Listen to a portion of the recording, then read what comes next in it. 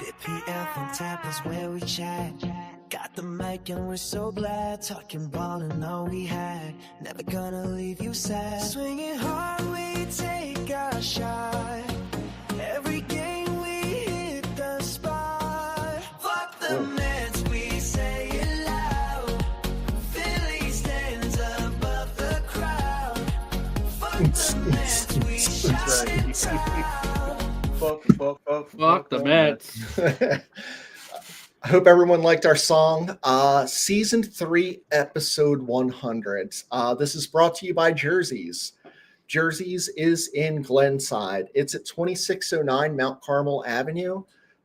Great spot. I think it's 18 beers on tap, 25 TVs. It could be 25 TVs and 18 beers. Both are equally as good to me. I'm like one or the other.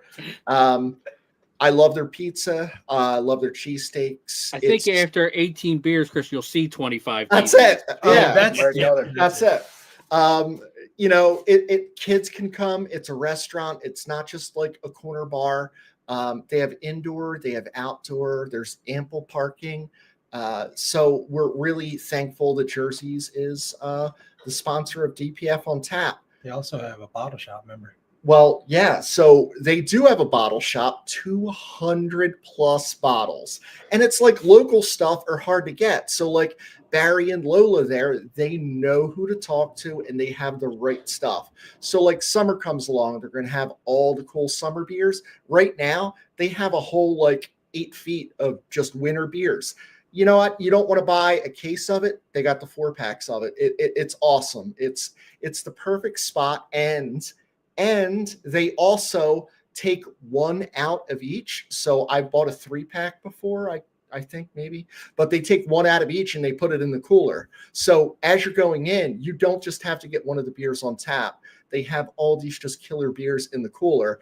I go up, I take a picture of it. And then when the waitress comes around, I'm just like second shelf, third one from the right. So it just works out well. She already knows your order. Yeah, she does. What else are we doing at Jerseys? So, hey, we're going to pay a couple of bills here, guys. So Ring the Bell is a really great beer from Conshohocken Brewing. I just got to go the other day and meet a friend of mine from Massachusetts at their Puddler's Kitchen. He really loved this one, and he really loved the Jonesy. So Jonesy's on tap now at Puddler's Kitchen. They also got Mike and Merrill on tap. They got their pumpkin beer. They got their fest beer. So, and by the way, the food is amazing there. We ate, except for the butcher. I don't think you made it that night. The three of us made it for food. I had wings, were amazing. The burgers are good. So check out Conchi, all their locations. Specifically, I was just at Puddler's Kitchen, so I loved it. Yep. I got Brew Littles. I got Dr. Brew Littles here in Mount Laurel. Pet friendly brewery. Their beers are awesome. Everything's named after a pet. So this one's Orange Dog Nation. You can take your pets. So if you're in the Maple Shade area, stop by and stop into Dr. Brew Littles. Quick plug for someone that doesn't pay us. Right down the street is Bonagrillo, one of the best pizzas I've ever had, taco pizza from there. Brew Littles will let you bring it in. It's like a block and a half down. And last but not least, I have Well Crafted. So this is their Philly O. It's a 5% easy drinking ale. I would agree. Well Crafted. So each of these breweries, like, we're not going to places that we don't love. Like, we frequented them before they were, sponsoring us or partners with us. Every beer is great. So we're thankful for their partnership. The really good one right now is the one with the 7 words in the name, the Americano. Oh, the blonde Americano pumpkin coffee latte stout. Yeah, that thing is awesome. I got the Gordo here, the extra special pumpkin ale. That's a big boy, isn't it? 8%? This is 6.6. This one. All right. Not bad. This is 6.6. All right, I know everybody's wondering. I'm drinking coffee. It's a nameless coffee from a company that doesn't sponsor us. So if you want me to say your name on air, is it Nespresso? You gotta fucking pay. Nah, it's just straight out of one of those single serve machines. I can't remember what company makes them. Right. contact us at Yeah, we're not saying any Exactly. names of nothing. Yeah, I can't do it. I'll mute myself. And so 1129 at Jerseys. So what are we doing 1129 at Jerseys? It's just a winter event is what we're calling it. So it's everyone is welcome. It costs nothing. If you want to get a beer, get a beer. If you want to get some food there, you can get food there. But It's pay as you go. It doesn't cost That's anything to get in, but you pay Right. as you go. everyone's welcome. Like people are saying, like, oh, is my kid able to come? Yeah, like that's a great designated driver, you know. And he's like, hey, they're like 7. I'm like, well, it's probably better than you're going to be. Correct. He can dial Uber, right? Yeah, and as part of our charity mission, we wanted to talk a little bit about like what else we're doing this day. So this day is not really about us as DPF. It's people getting together.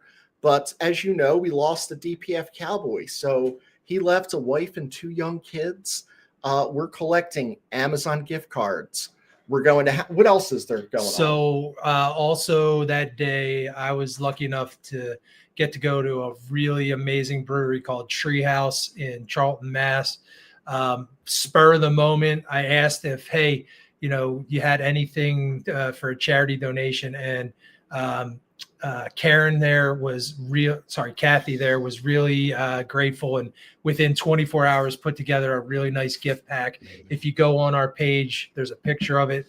We're raffling that gift pack off. That gift pack has a tote for 6 beers. It has 2 tulip glasses with the Treehouse branding. It has 2 koozies with Treehouse branding. It has 2 stickers, a $10 gift card that if you can't use it, Sig, you can give it to me and I'll go use it.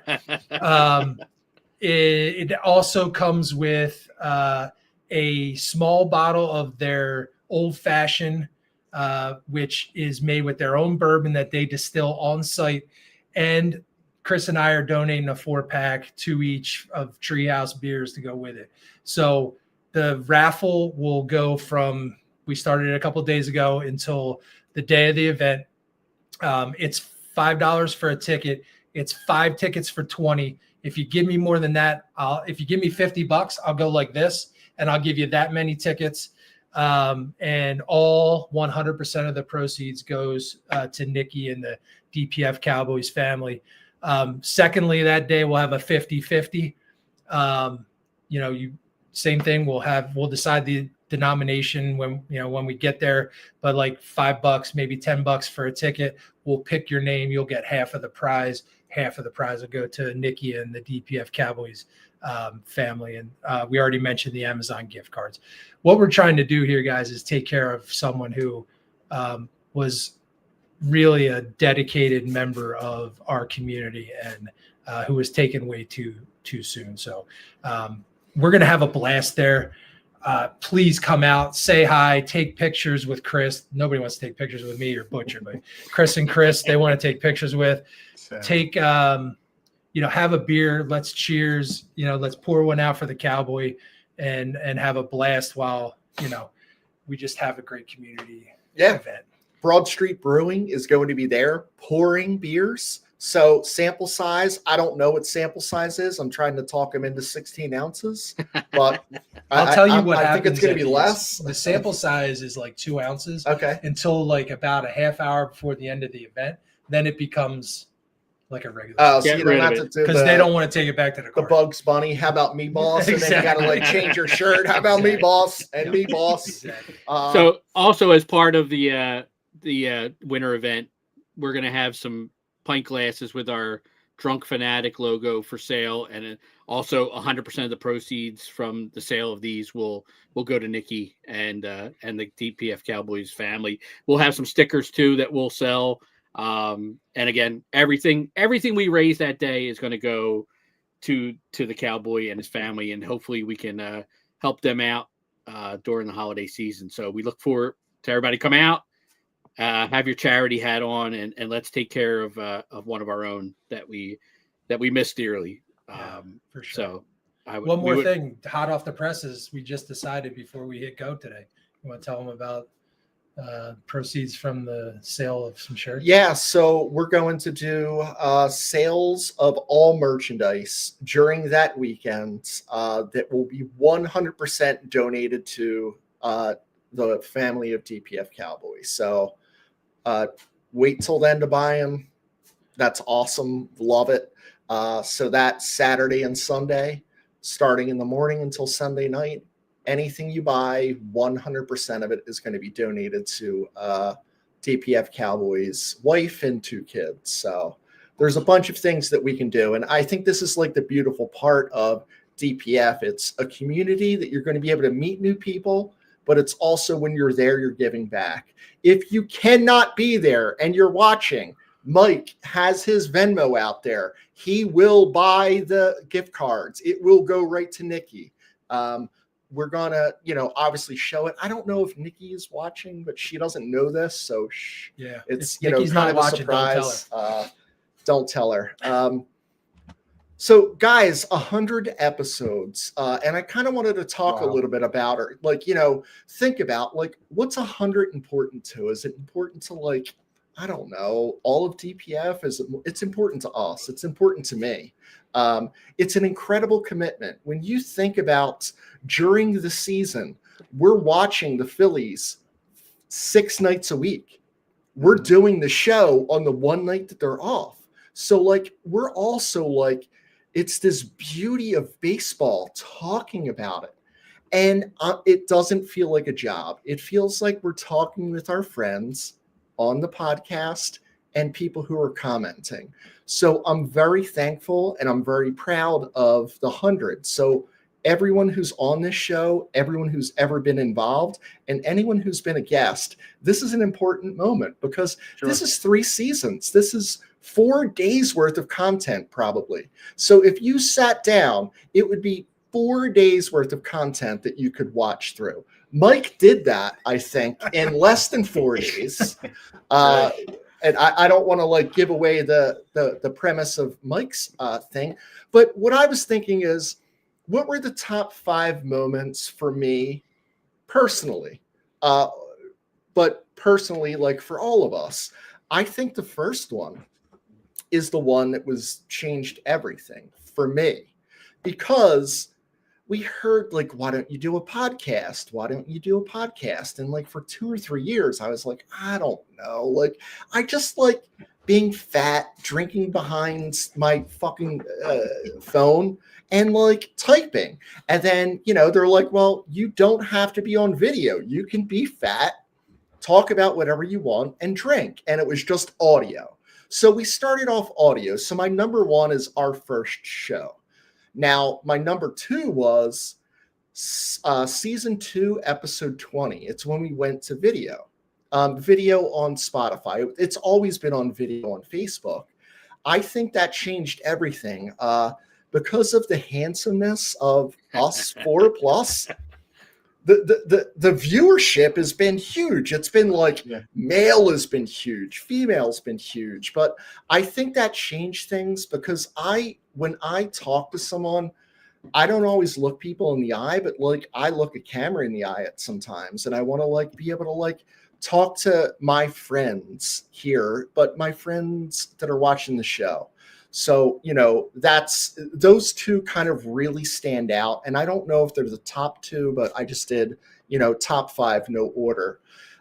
When you look back and you're going through Spotify and YouTube, I'm I talked to John Kruk.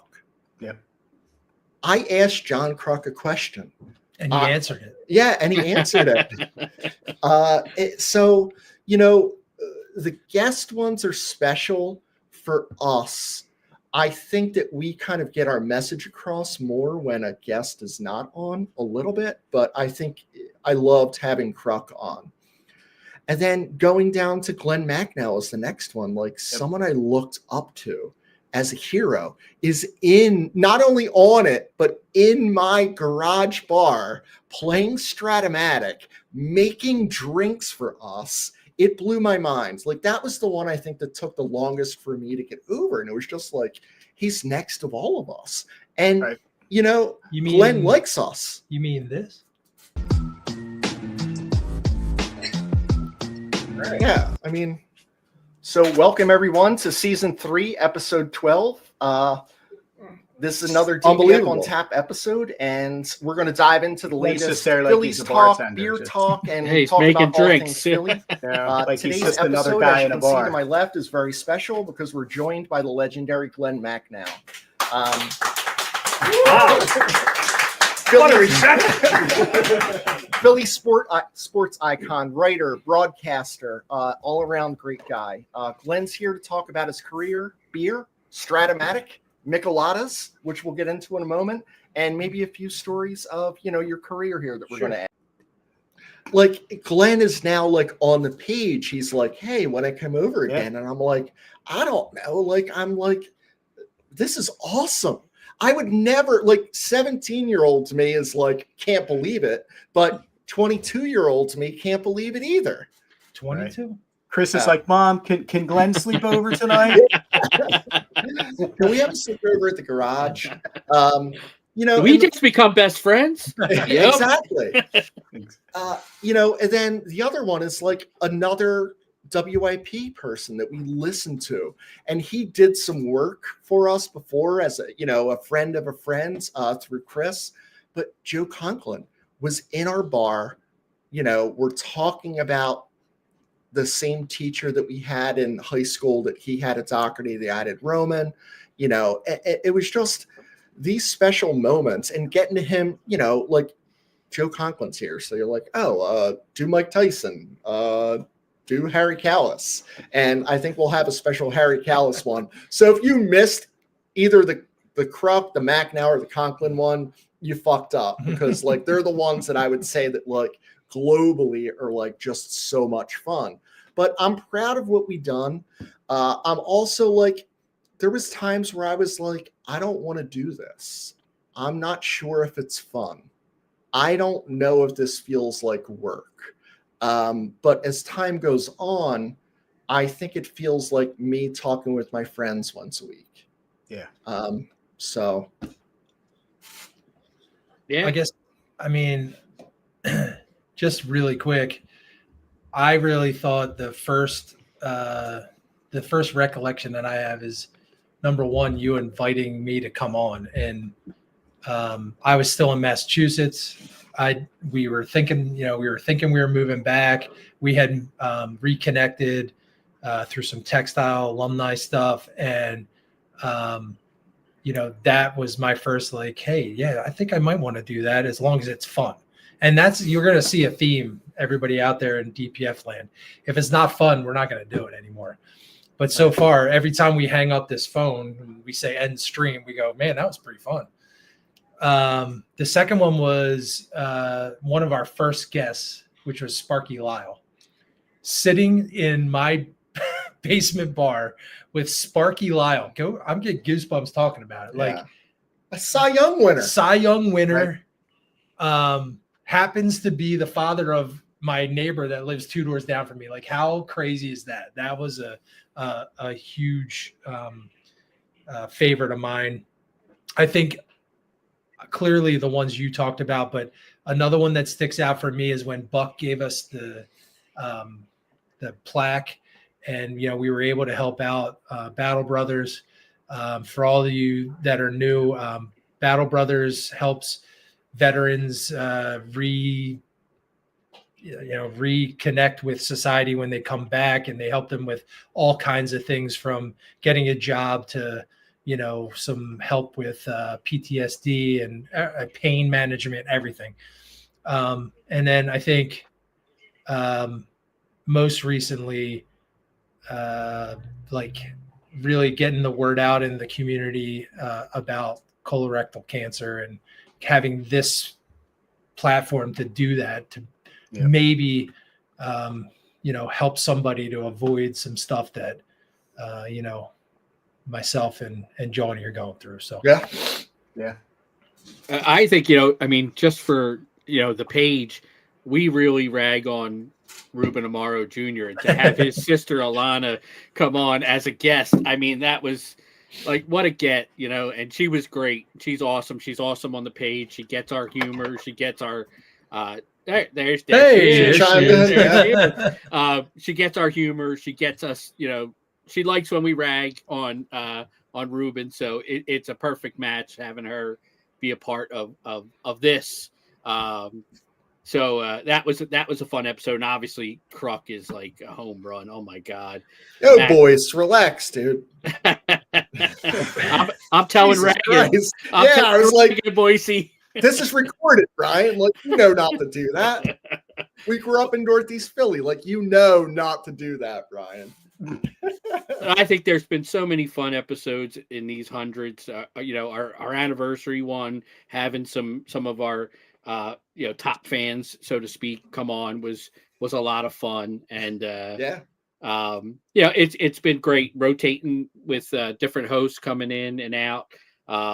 Has been a lot of fun. So Yeah, I agree. It's great. Go ahead. Yeah. When this all started, and I was, working 2 jobs, working most nights, and you guys were going on doing the pod, and I was like, "Fuck, man, I'm missing this."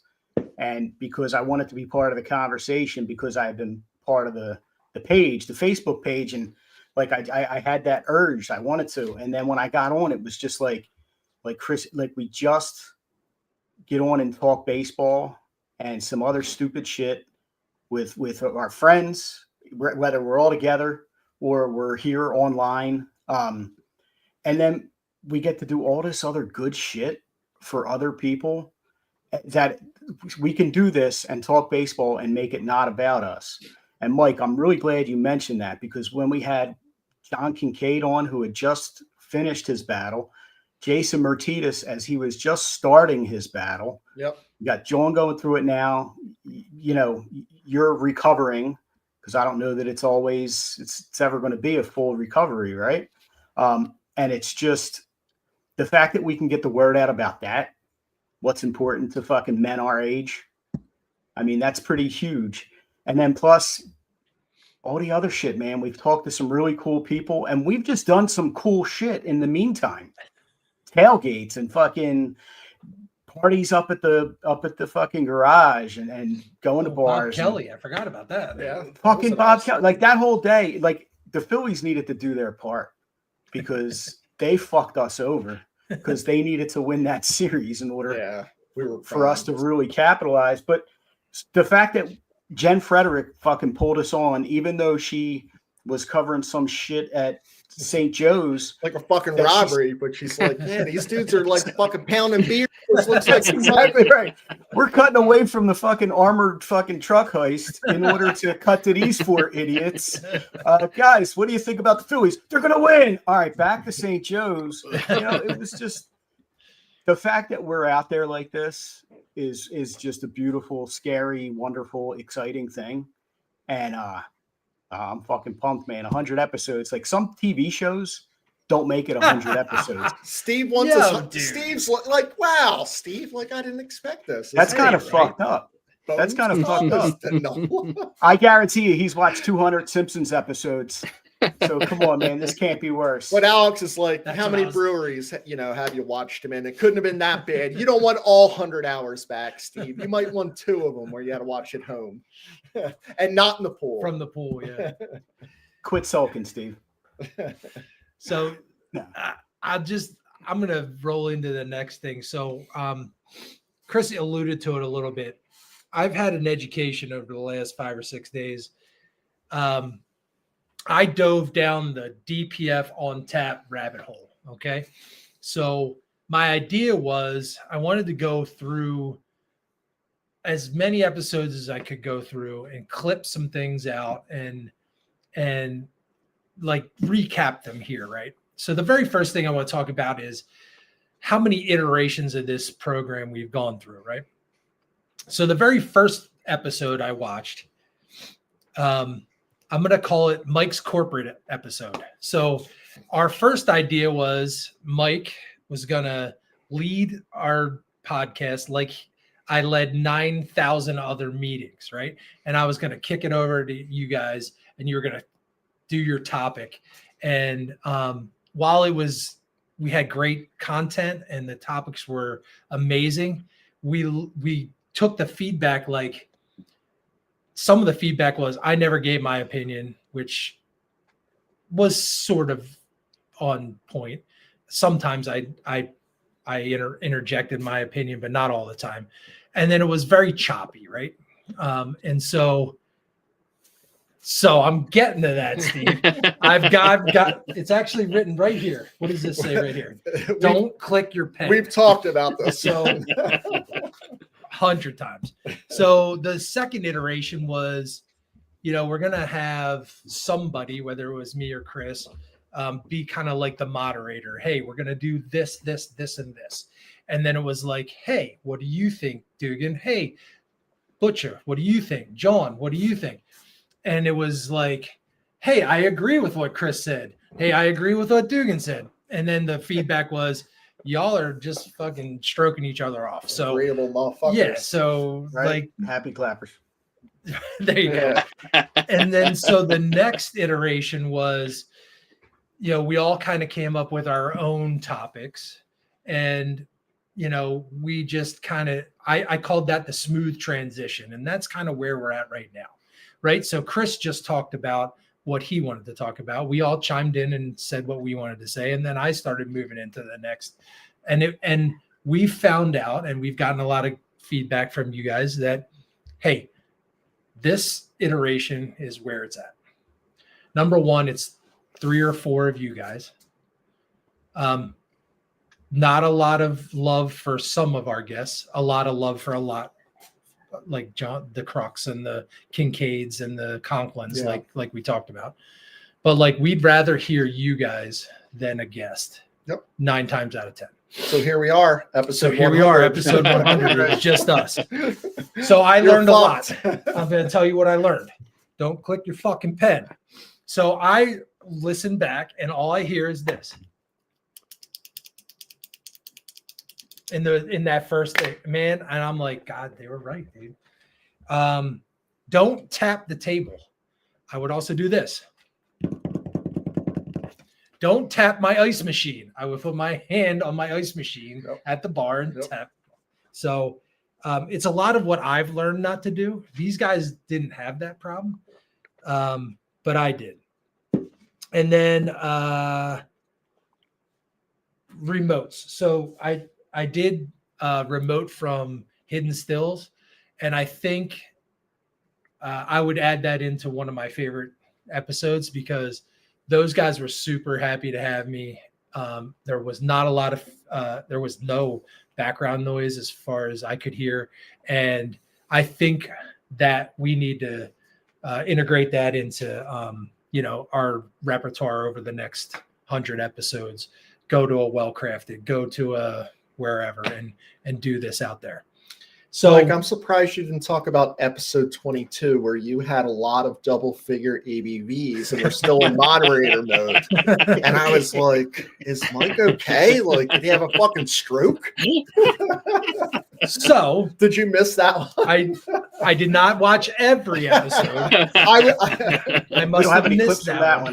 Huh? So that's another thing that I learned on our StreamYard where we broadcast from. It connects to all of our other Facebook, Instagram, X, Spotify. Well, actually, tomorrow we have to download it to Spotify, YouTube directly. YouTube. There's only a certain amount of storage, and so I wasn't able to see everything. Remote from the pool. Steve wants a remote topless from the pool. DPF Topless night. Yeah, that's that'll dangerous. have our lowest viewership ever. If you're Dangerous. talking about us. It might have the most arrests though. So John wants a well-crafted. I think that's a great idea. Yeah, no doubt.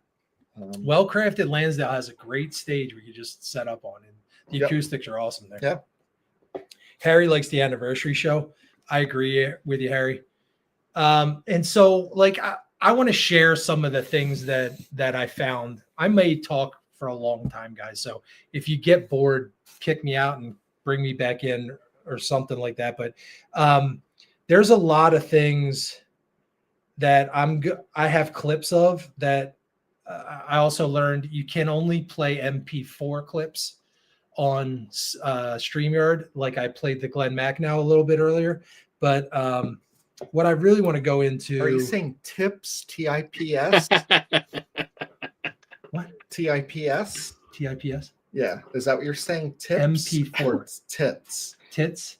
Yeah, because Facebook loves tits. So if we have Well, tits on the show, I was thinking about that with Steve's idea on the pool, like topless pools.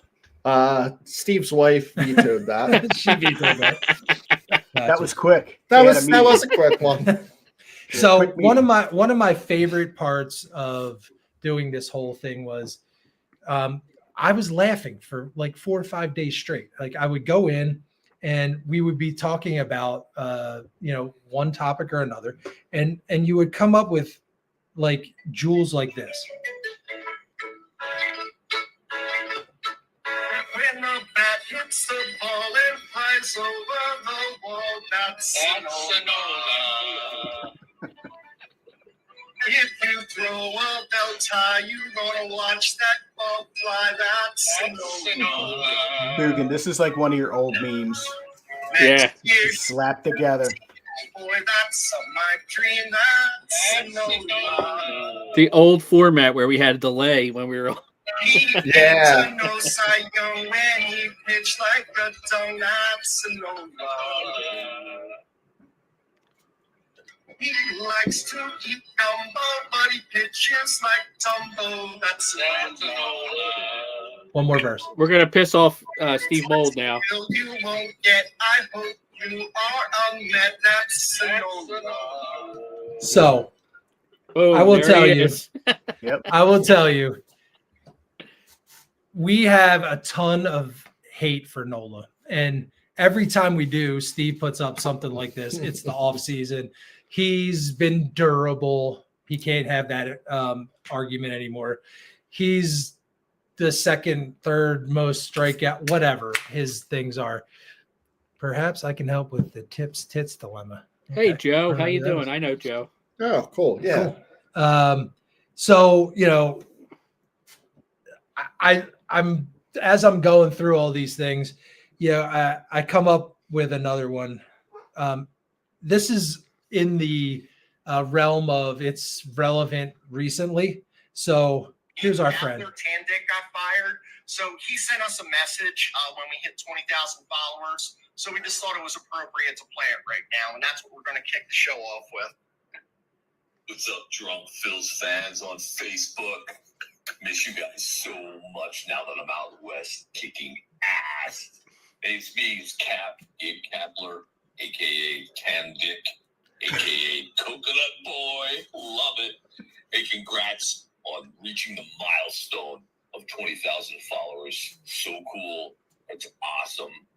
Phil's, the Phils will be lucky to draw that much in a homestand in the middle of the pennant race.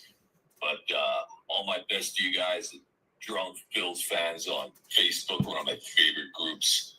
Hey, listen, man, time to celebrate. You're all back. Light a scented candle, maybe crank up that curveball machine, break out the coconut oil, and have at it, man.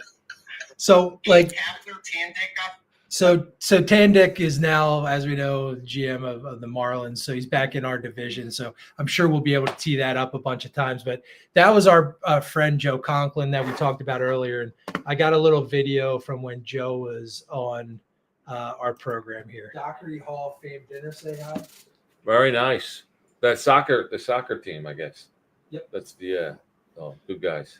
And there was one more. Oh, can you do a little bit of Dan Baker with a starting lineup? These changes for the Phillies. One of the best ones, man. For Montreal, first baseman John Bacabella. Center fielder Del Unser. That was the first one I did with Dan. Dan Baker was one of my first ones ever, and I did center fielder Del Unser. Poor Dan had to get up there when they changed the ended Dollar Dog Night at the vet. Well, I'm sorry, at the bank. These changes, all fans are asked to now hold on to their wieners. Thank you and enjoy the ball game. That's what I love about Dan.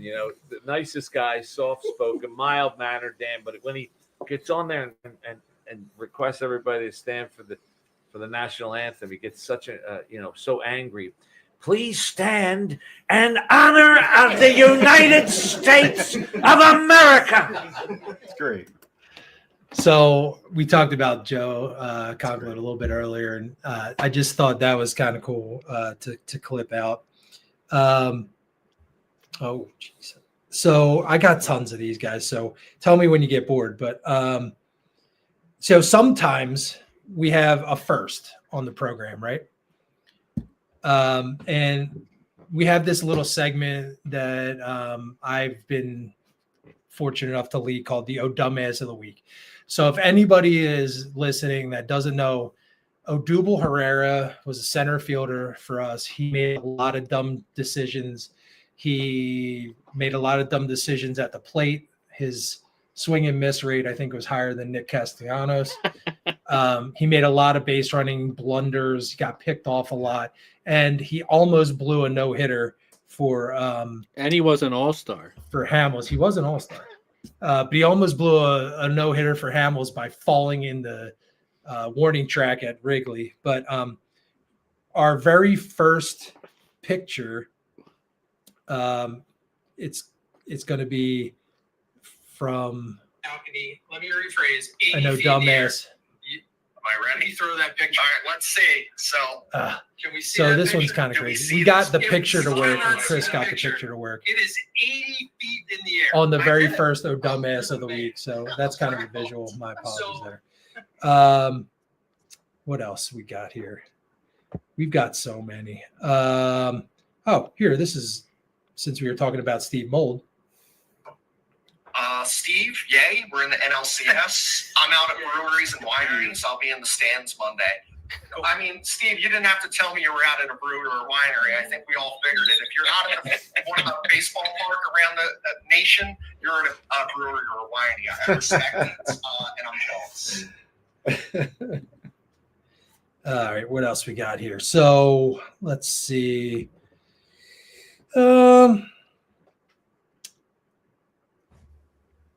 So we had our 1 year anniversary. The Phillies, and I'm like, oh my God, I love garages. I love the Phillies. And there's a bar. Followed you So we guys had right some away. folks and, on, basically, it was just amazing, original, funny content. The Phillies, and I'm like, oh my God, I love garages. They told us why they liked us and how they started following. And then we It's had very cool. Mike's not lying. He said he could go an hour himself tonight. Yo, seriously. I'm like, do we need to be here? And they came in one night, and that's why I popped out 9 months later. And So we they found told me, I didn't know who my John's dad long was lost until son. I was 18, and she said, she's like, I don't have much information, but he's a Phillies fan. He wears a Spider-Man suit, so I had no idea. What to go off that. It took me a long time to find it after that, but I finally did it. Yeah, long time. Well, I'm just glad that you were persistent and that you finally hooked up. So talk to me about the sports teams you like. Are you a sports fan? Oh my God, I am so glad I didn't know my dad. I would have been a Philly fan. Luckily, I'm in Boston, so I'm at the Woo Sox game right now. So nice. Oh my yeah, God. so I get to enjoy the great teams of Boston, like the Celtics, the Braves tomorrow. You know I'm going. It's genetic. the Red John Sox, loves the minor leagues, and so his son's at the game. Yep. Thank God my dad was in a rental. My mom said back in 04, she's awesome. That was hilarious. These That were was- awesome. That was crazy. That What? one. That was so funny. These are awesome. So my wife wants to say congrats on 100 episodes. She loves you guys. Aw. She didn't say it to me, but No, I know to that she us. does love you guys. I appreciate that, Renee. Thank you. So, and at some point, and I know the fans of the show really look forward to this. These are some of our fearless leaders. I want to I thought of, there's these night shows that do monologues. So I want to give this a go myself, and I want you to let me know how I did, okay? Chris doesn't want to hear it. We're going to kind of start it here and see how this goes. I know I'm snapping out. Welcome to DPF on Tap. Hang where on. the hopes go to die and the beer Hang on. Wait, you have the video of I have this? the video of this. Oh, yeah. Jesus Christ. This is concrete. What I mean with the I need more crossroads beer. here is I want to kind of, I thought of, there's these night shows that do monologues. So I want to give this a go myself. And I want you to let me know how I did. Okay. Have at it. So we're going to kind of start it here and see how this goes. Welcome to DPF on Tap, where the hopes go to die and the beers are flow harder than Kyle Schwarber's weak ground outs from the left side.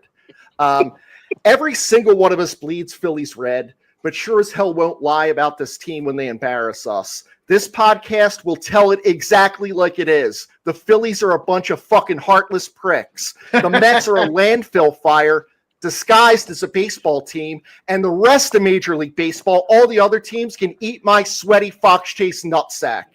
So I'm your host, Chris. I'm already 5 beers deep, so strap the fuck in. Because if you came here for positive vibes and sunshine, take your soft suburban ass off the Disney Plus, download a fucking mindfulness app, and let's get something straight right now. This isn't a therapy session. This isn't positive vibes only. This is drunk Phil's fans, and you get ripped apart when you play like a gutless, paycheck collecting frauds that you are.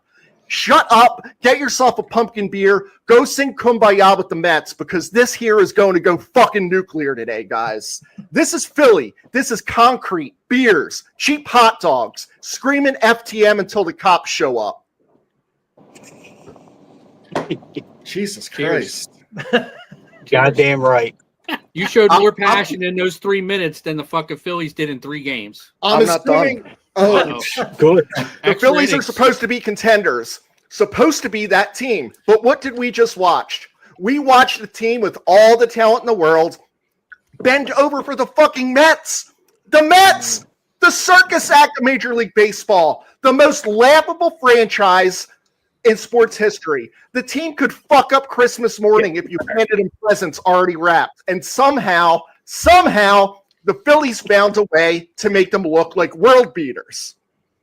This is losing games. This is spitting on the legacy of every single Phillies fan who's lived and died with this team for decades. You got Zach Wheeler busting his arm for the city. You got Bryce Harper wearing the colors of the opposing fucking team.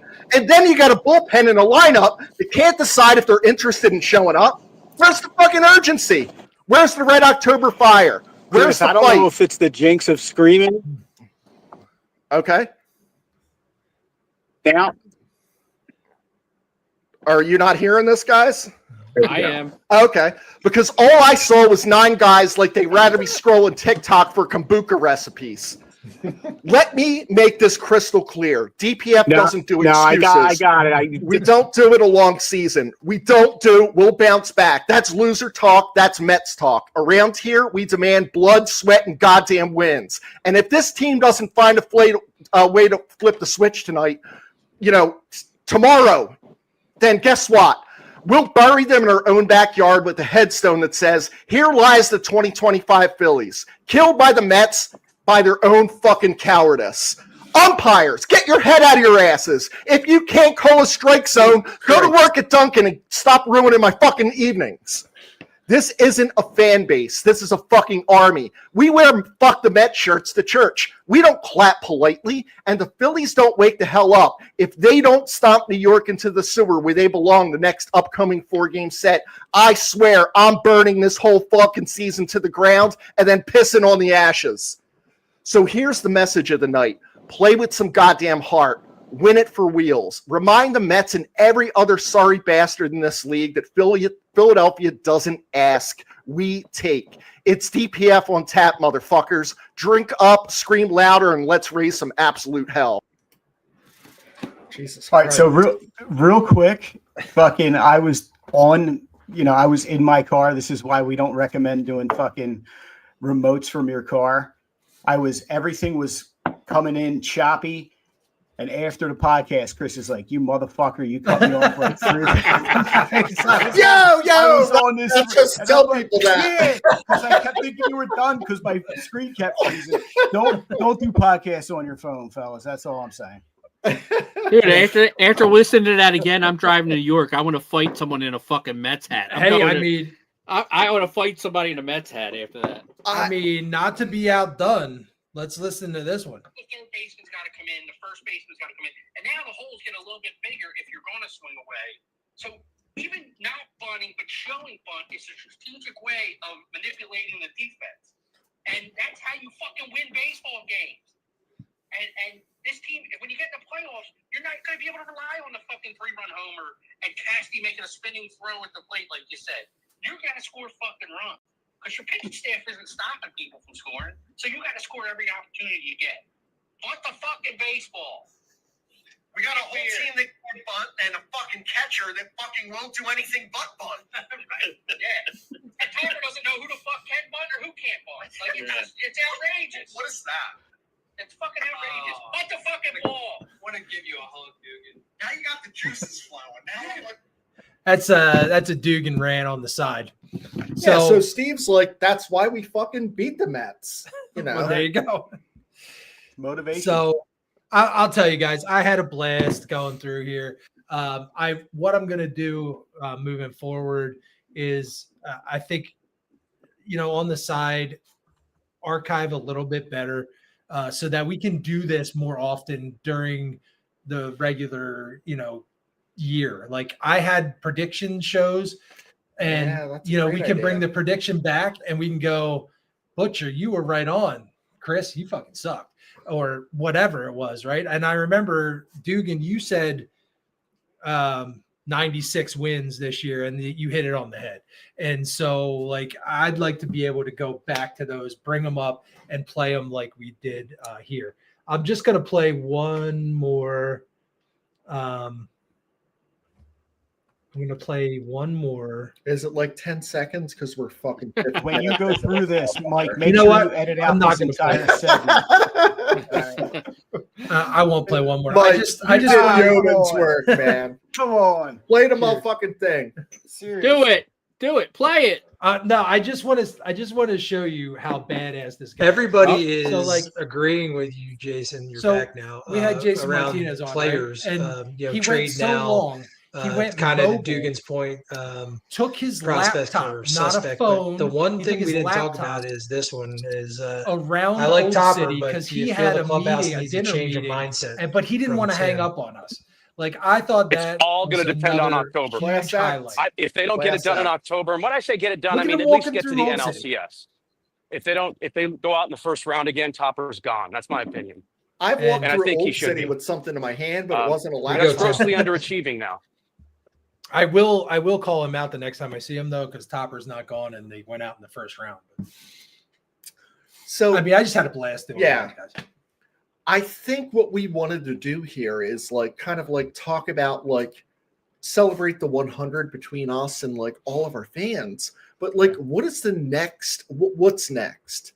And this is just kind of like my vision. Don't fix what isn't broke. Keep it the way it is. But I also think like, can we give a rub to these breweries and to these bars and like? Is it better with an audience? We did that a few times here. Junior's here, and he's part of the crew, and no, you can't have that one. No, that's Mike. That's delirium. That's mine. You can have any of the other ones. But I think that I think that that's something I'd like to see. I do like having guests on. I think it's important. It made all of us feel more special in some way. And I think that the fans liked it too. Like people are reviewing because I think, and here's the feedback I heard from people that I talked to that were guests. You guys were prepared. You did the background research and it was fun. Home run. Why would we change anything then? I think the guests legitimize us. Like they really make us a real podcast. Like to have somebody of the ilk that we've gotten, and even some of the guests that aren't John Kruk and Macnell and Conklin. I mean, we've had some really good people with some really good stuff come on this show, and it's been fun to talk to all of them and get their story and pick their brains. And so I think that's important. I do think people like us. I mean, the page is very popular, so our humor, our take on the Phillies is something people enjoy. So I think that they like to see us just talk. They like to see Chris go off on a rant. They like to see us get fired up when the Phillies aren't doing well, because it mimics what we do on the page. But these are conversations that we would have if the 4, 5, 6 extended DPF family were together sitting around the bar in the garage. And that's what I think makes this podcast really special. It's not a contrived. We're not putting on an act. It's an extension. It's an extension of who we are and what we do. And we believe what we say.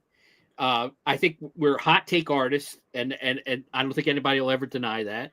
And we'll flip flop from one inning to the next. This guy sucks. Oh, he hit a home run. Now he's the best player ever. But I think that's Philadelphia. We're 100% Philadelphia. We're a 100% Philadelphia fan base. We're a 100% Philadelphia podcast. We all want the Phillies to win. I mean, you could pick. Nobody wanted Jordan Romano to suck this year. We all wanted Jordan Romano to be the best player in best reliever in baseball. Yep. But he sucked, so we rode that Real wave. bad. We rode that wave. Right.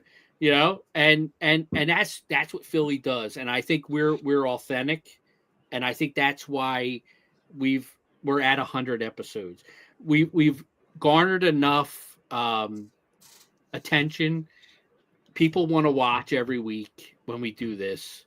And that's how you get to 100 episodes. Yep. So I think what we're doing works. The type of people that we are, the type of fans that we are, is it speaks to people. It speaks to Philadelphians. It speaks to Phillies fans. And I'm proud to say that this is what we do, and this is who we are, and we're real. We're the guys you see on this screen every week. We're not playing a game here. We believe what we say. We say what we believe. And I think it's fantastic. Yeah. So like Chris, I'll tell you like something that happened. It was either this week or the week before. Avery, she's like, I don't understand why you don't like Bryce Harper.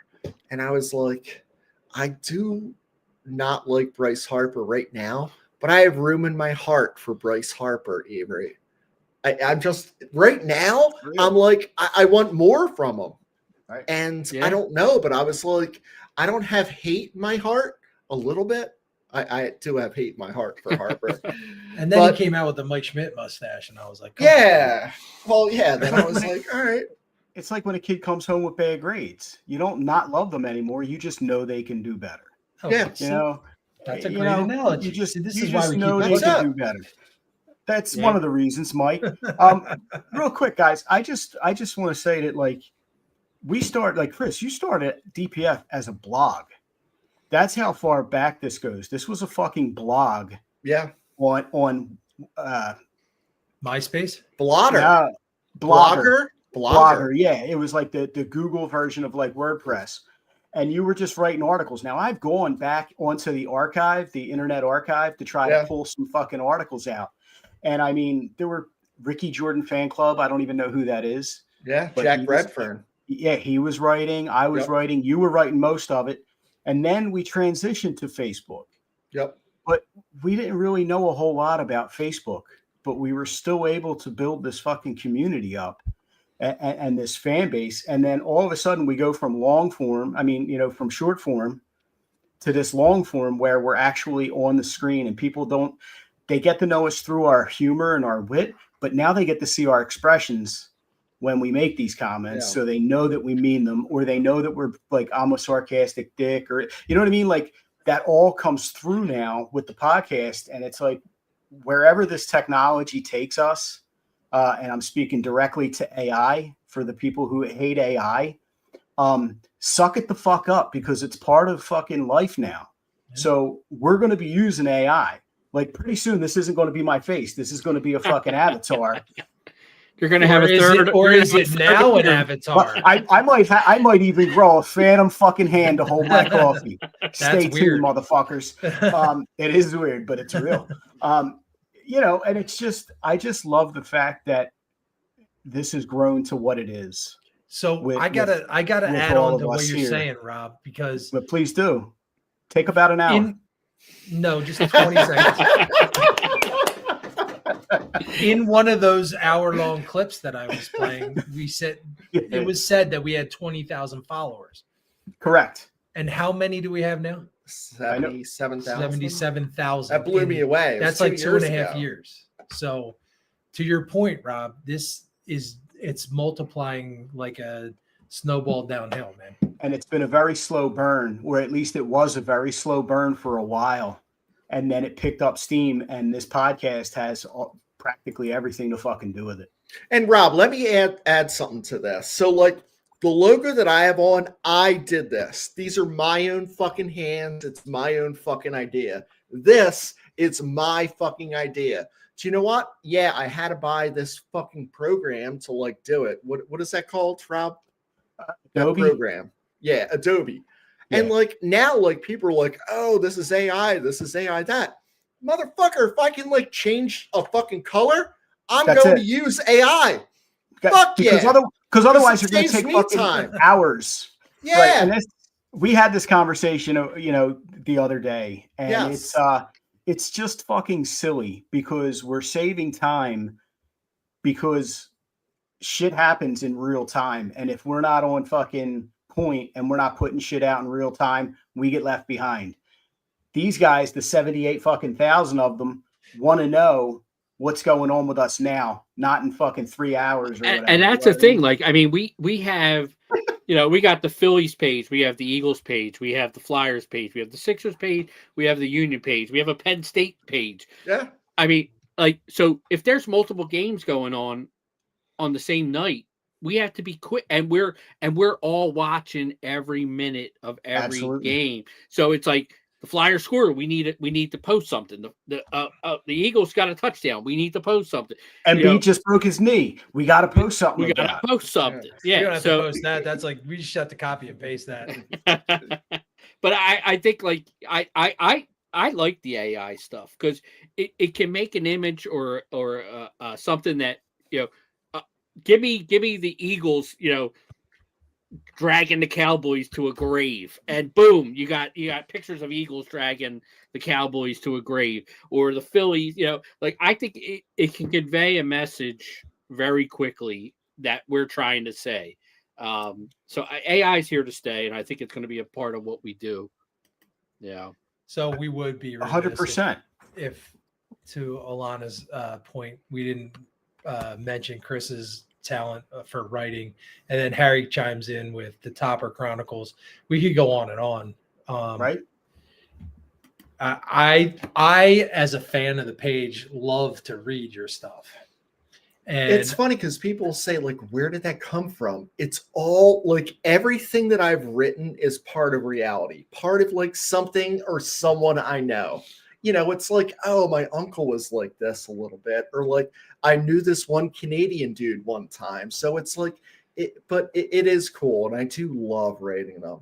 I just it feels better when like because like I don't know, like it's a little bit of like, oh, that's cool. Facebook, I approve like, of you know, you. not doing it. Yeah, exactly. I approve of I you. mean, I still want to do it, and I'm like, even sometimes I'm like, Renee, I was like, did you see that thing? And she's like, no. I was like, I fucking put it on Drunk Phil's fans. Why don't? Right. And she's like, You know what, though? I'm Because your you don't wife. read what I Can't you write. send it to me? Yeah, no. I've heard I two- should send it. Two people today, Steve Mold being one, and Larry Coyle being another, that said they found that Facebook had them unfollow our page. Yep. So Yeah. I'm wondering how many people that happened to. Sig said that too. We'll get people that say, you know, I don't see your page anymore. Did you guys block me? And we'll go. Sometimes check. that's true. Sometimes it's true. it does happen. I If you love complain blocking about AI, motherfuckers. you're Yeah. out. Yeah. You know, but I go to the blocked. I'm like, I don't see you on the block page. No, they just were unfollowed from the page Yep. Somehow. you know.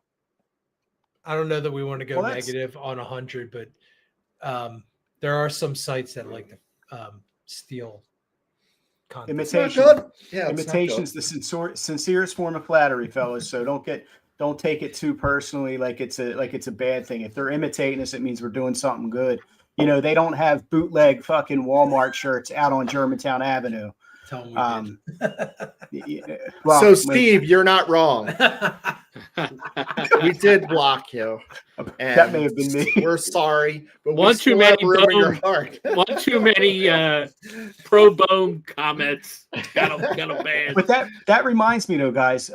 Just to remind everybody following and listening and all that and watching, like every time we get a new post and we see that there's like 200 likes on there, 300, thousands of likes, we go through every single one of those to make sure that anybody who wasn't already invited to follow the page, like we want to make sure that we get as many people into this community as possible because we're not the only voices out there. We read all your comments. You know, we may hide some of them because they suck, but like we're reading every single thing and we're fucking interacting and we're trying to get as many people into this community, which is more yours, meaning the viewer, than ours. Yeah, and like for some of us, this is easier, and for some of it's not. You know, Right. because like Rob's got one thumb, and it's not as easy, because I'm using my thumbs a lot. He needs an AI thumb. That's what he needs. We're working on Mike. All right. You know what? I'm just going to pull it up and put it up to the camera because you guys, you don't understand. I'm on something big right now. You got to get those stub warmers, Rob. Like Thanks to fuck. we You think I never don't sold have so that? many more. We never sold so many more until you fucking put. Oh, the that's stub right. I warmer already on. posted. I posted. Yeah, that that was the- Jesus Christ. We It was sold so long ago. thousands. The koozies, right? Yeah. All right, guys. So for those of you who don't know, the Drunk Flyers page is blowing up. Like we've grown sure like is. threefold. We've grown like threefold since In the like beginning a of the month, season. 6 weeks. and we're on 2 podcast episodes. We're working on a third. And I was putting together my own fucking line of merch because, I need some fucking cash to keep my fucking bills paid. So I went to AI and I tried to create this thing here. All right, let me kill this light real quick. All right. So Chris came up with calling me the Broad Street Butcher. All right. Do you see that? Yes, I do. You see that? Now, what you see there is the horns, my left hand throwing the horns up. That's accurate. The stub coming out of the sweatshirt that's rolled up, that's accurate. That fucking hand holding the coffee cup, that's just AI interpreting what I said. Can you please put a fucking coffee cup in my hand? You gotta love AI, man. Who the fuck doesn't like it? So I'm working on getting that second thumb so that I can like and fucking invite people quicker. Unless we can fucking write an AI program for it. But anyway, that's just one of the many wonders of science these days. What do you think about getting into some baseball, boys? Yeah, let's do it. Let's do it. If people are going to hang on with us, let's do it. It's our fucking show. It's intermission and we're losing 2-0. Yeah. So Oh God! All right, so I'll go in. I was just kind of messing around this week, and I was like, let's look at the top 10 Phillies teams of all time. So the only thing I could find was teams that were ranked by WAR, wins above replacement. So I have the top 10 Phillies teams ranked by WAR. So the number 10 team is the fuck Joe Carter team, the 1993 Phillies. They had a 42.6 WAR. They went 97-65. They obviously lost in the World Series to the Blue Jays 4-2.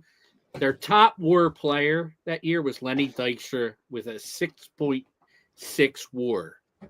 Number 9 is the 1977 Phillies. 43.8% WAR, 101-61 record. They lost 3 games to 1 in the National League Championship Series. Schmitty was the top player at 8.9. Number 8, 1963 Phillies.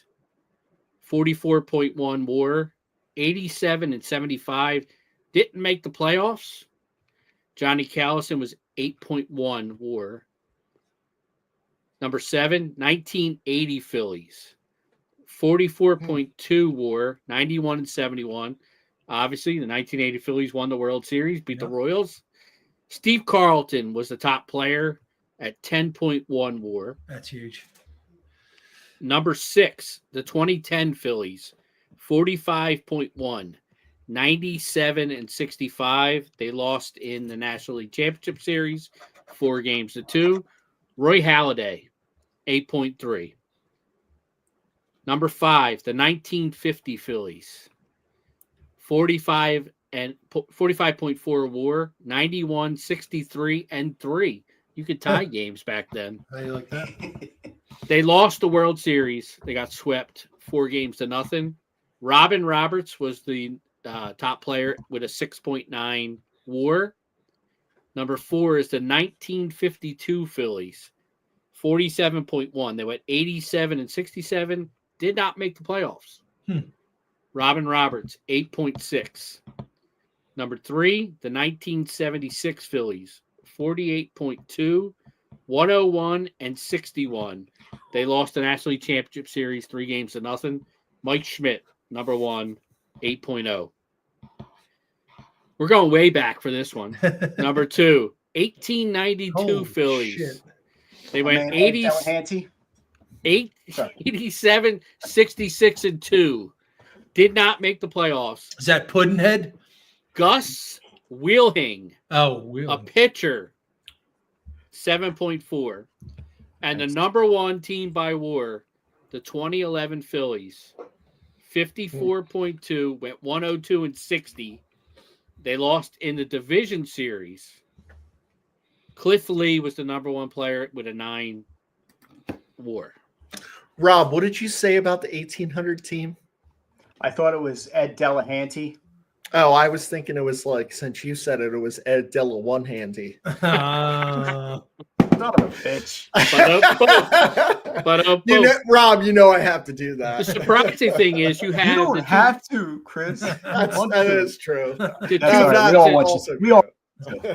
2018 was not in the top 10 in WAR. That's of crazy. Phillies, and they were a World Series champion. It was surprising that 52 and 63 were there. Yeah. Yeah. I would not expect And that not making at all. and not making the playoffs at all. Yeah. Yeah. But I So guess it's only one team at that moment. Like you had to True, be top true, of the true, true. league. Yeah. 3 of the top 10 did not make the playoffs. Interesting. You can skip me. Awesome.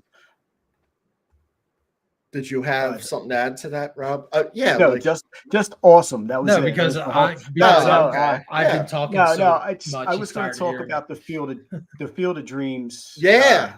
Let's talk game. about that. This is pretty. It's pretty neat. I was looking it up today, and it's a 15-hour and like 14-minute road trip to make from here to whatever the fuck the name of the town is in Iowa. And I think it's a pretty cool event. I'm kind of annoyed. We posted that thing today about the home run derby also being on Netflix. It just feels like another money grab. I mean, it is. We all admit that it is. Yeah. But I found it funny that fucking Rob Manfred makes this announcement today. And like, what if he was going into the clubhouse when him and fucking Harper had at it, or when Harper yelled at him? What if he was just coming in to say, "Hey guys, do you want to go to the Field of Dreams?" And Harper's like, "Get the fuck out of here. Talk to my agent. You ain't changed." And he was just like, "I just wanted to talk about baseball and Field of Dreams, kids. Like, what the fuck?"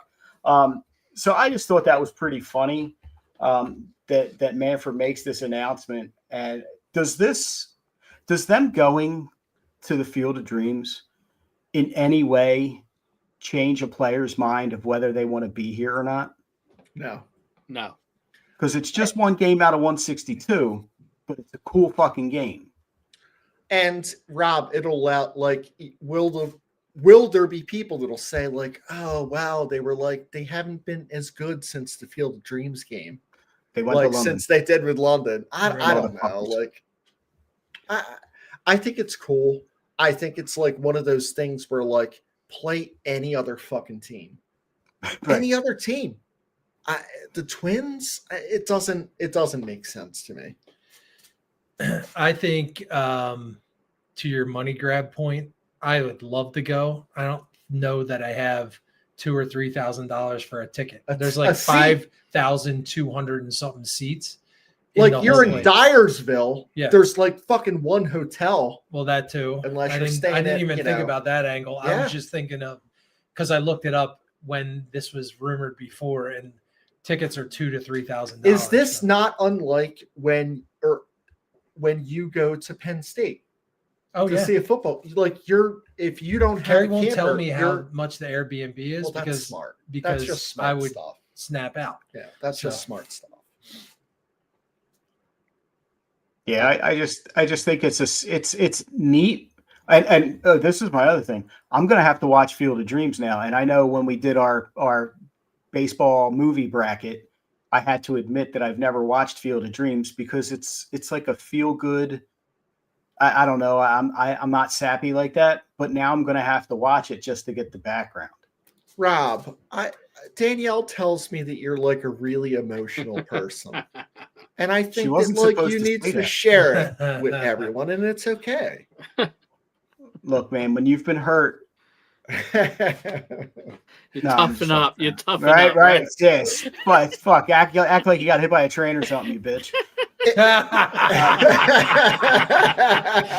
So Come you on, should dude. It's not probably like- explain. It's not like that. you got hit by a train. You should We're just asking probably you to talk explain about- that. We're just asking you to watch it. Fuck Feelings. that. I ain't explaining shit to these people. They've been around long enough. They know the deal. The whole Twins thing, though, like I don't know, like name 5 teams you could give a shit less. It should have more been about. Phillies Blue Jays. Yeah, that's a home run. Yeah.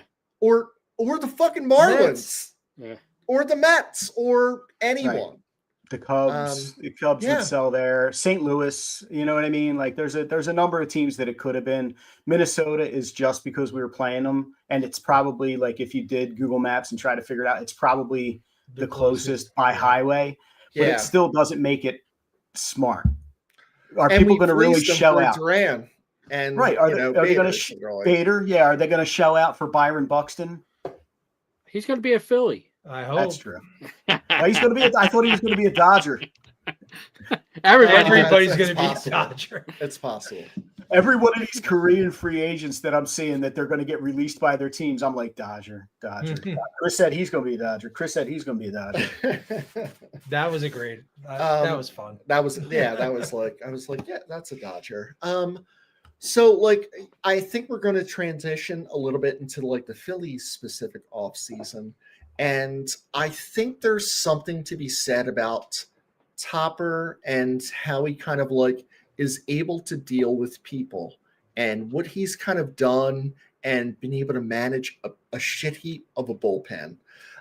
I think that all of us will agree, and everyone who's still watching, is that there's been a certain question about strategy or, you know, just someone smart enough to like say, maybe this isn't the right decision in this moment.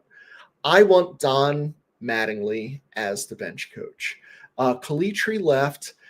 You know, we got Mattingly's kid here. I think Don Mattingly just fits perfectly. It's like the right time, the right person. He doesn't want to be the boss. He's just like a smart baseball guy. And like, you know, if Kevin Long says something, Don Mattingly can be like, you know what, fuck that. Like, trust me, I'm fucking Donnie Ballgame. Did Kevin Long hit 8 grand slams in one season? Donnie Ballgame did. But I really think that Mattingly could be a larger addition to the club than we even expect. I mean, think about just your general life, right? And you have advisors, right? You might have a financial advisor. You might have a mentor at work. You might have someone that you go to talk about relationship stuff, right? That's Donnie Ballgame for Topper, right? Topper has his spreadsheet. He's got a little bit of baseball IQ from his 40 years or whatever. But I agree with you. Donnie Ballgame's got the experience. He's got the skin in the game with his son. Let's prove that my son's moves, you know, can show fruition on the field, right? I love the move. I really do. I love bringing in a former manager, a guy who's been in that seat and had to make those moves.